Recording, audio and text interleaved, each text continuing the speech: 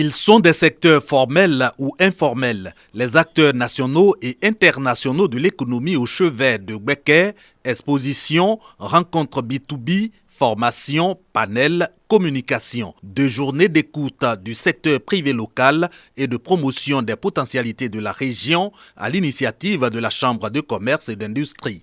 Le but, relance de l'économie régionale sur la base d'actions et programmes qui répondent aux préoccupations des opérateurs économiques de Gbeke. La levée de toutes les formes d'obstacles et autres abus entravant le bon déroulement de l'activité économique. La reconstitution des secteurs moteurs et du tissu économique et industriel en favorisant les investissements et en facilitant l'installation de nouvelles entreprises dans la région. La captation de toutes les opportunités qu'offrira l'organisation de la CAN 2023 ainsi que les autres événements qu'abritera la région. Va donc s'améliorer le développement des infrastructures de soutien aux entreprises, la fluidité routière, la sous-traitance industrielle, l'accès aux marchés publics, les activités commerciales, touristiques, hôtelières.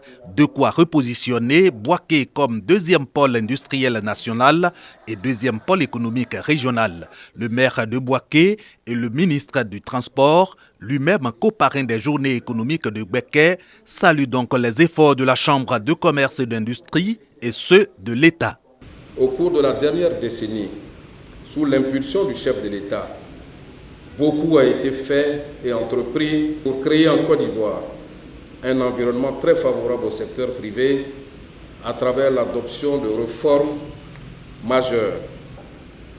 De 2016 à 2021, le secteur privé a contribué en moyenne à 4,7 points de croissance sur un taux moyen de croissance de 6,2%.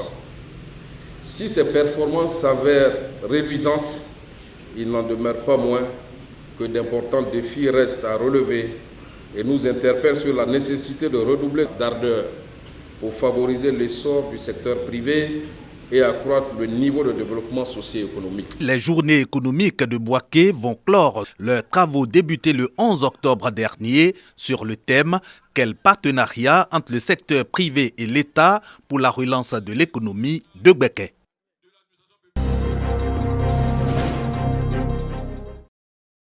Les congés anticipés avec leurs conséquences ne sont pas les seuls fléaux qui minent l'école ivoirienne ces dernières années. La consommation de drogue prend de plus en plus de l'ampleur. Les données de la direction de la police des stupéfiants et des drogues relèvent que des fumoirs ont été détruits dans les écoles et plusieurs élèves interpellés. À Boisflé, région de la Marawi, le Conseil national des jeunes du Côte d'Ivoire, CNJCI, monte au créneau. Cette organisation de jeunesse a organisé des conférences pour interpeller les parents d'élèves, les autorités éducatives sur la consommation de la drogue. Le thème qui est lié à la prolifération et à la consommation des drogues en milieu scolaire. Bien, les chiffres sont inquiétants et aujourd'hui, il est important de reconnaître qu'au fur et à mesure que nous avançons, les fumoirs se rapprochent de nos écoles.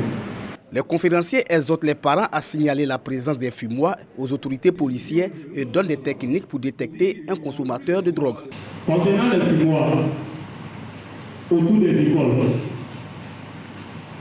la première ressource, c'est l'information. Parce que lorsque les autorités n'ont pas d'informations, c'est compliqué, c'est difficile d'agir. Et ces autorités ne sont pas partout à la fois. Dans un comportement sans un véritable changement, à l'école, ils sont plus réceptifs, ils sont agressifs et ils sont plus productifs. Ces conférences qui se veulent participatives ont permis aux populations de Boisflé de poser des préoccupations. Après ces conférences, la délégation régionale du CNJCI Boisflé va sillonner les lycées et collèges à la rencontre des élèves afin de les sensibiliser sur les dangers liés à la consommation de la drogue.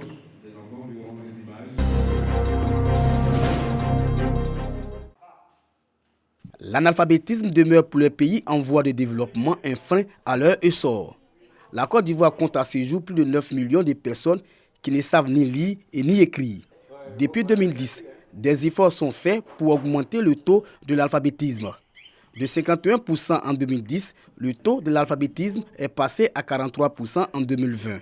Les efforts du gouvernement sont soutenus par l'UNESCO à travers l'ouverture des centres d'alphabétisation. La Fédération ivoirienne des associations et clubs UNESCO, FIACU, vient d'investir la délégation des régions de Beker et du Hambol.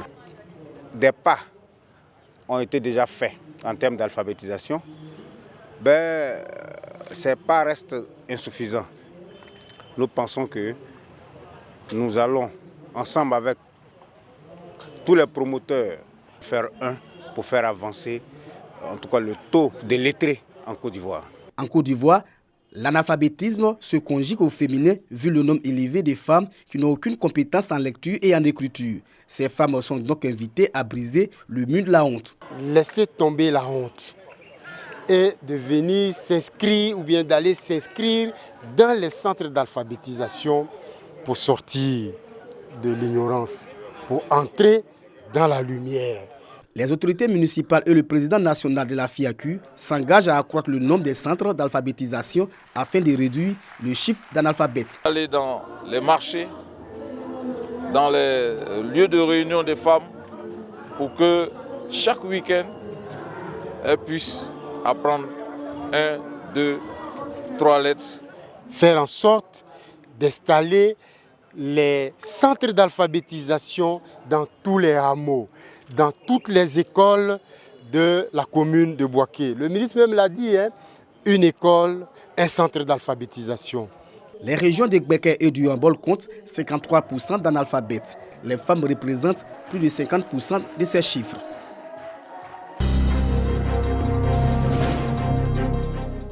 Au quartier commerce à Boisseau, le nouveau temple de l'église des Assemblées de Dieu se dresse fièrement dans la ville. Un édifice dédié à la gloire de Dieu, bâti dans la géométrie d'une architecture moderne et offrant aux fidèles toutes les commodités. 88 millions de francs CFA ont été nécessaires à sa réalisation. Ma joie est très grande de ce que mes fidèles et d'autres personnes extérieures m'ont accompagné pour la réalisation de ce projet. C'est ce que nous voulions offrir à l'Éternel, notre Dieu. Quand on dit à quelqu'un où tu vas, il faut qu'il soit fier de dire, c'est là je vais. La vision de l'Église, ces décennies, c'est de bâtir 5000 églises. Et le pasteur s'inscrit dans cette vision-là. Donc c'est une grande joie pour moi. Et nous sommes heureux de voir de telles réalisations, surtout dans une ville comme Aboisseau. Temple de la divine restauration, le lieu de culte des fidèles de l'église des Assemblées de Dieu, restauré et rénové du quartier commerce à Boisseau, porte bien son nom et fait la fierté de cette église évangélique installée dans la région du Sud Komoué depuis 1974. D'abord à Boisseau, le chef-lieu de région, ensuite les chefs-lieux de sous-préfecture, puis les villages et enfin les hameaux. Aujourd'hui, cette église revendique plusieurs milliers de fidèles. Aux côtés des autres confessions religieuses, elle s'illustre comme l'a relevé le maire d'Aboisseau, son engagement à guérir les âmes et œuvrer pour la cohésion sociale, la paix et le vivre ensemble en Côte d'Ivoire. Le temple de la divine restauration est un complexe comprenant au rez-de-chaussée des bureaux, des salles annexes et un bloc sanitaire. À l'étage se trouve l'espace dédié au culte d'une capacité de 300 places.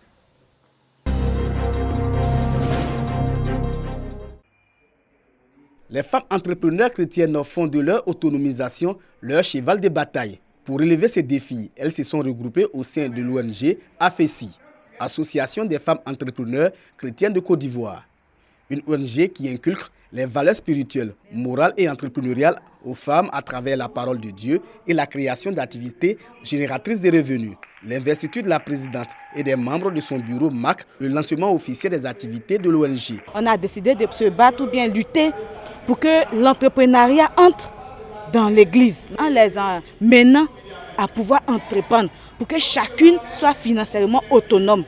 Et ça va éviter la pauvreté, surtout dans l'église et puis aussi dans la société. Pour mener à bien ces activités, l'ONG AFESI bénéficie du soutien de ses partenaires et de la marraine.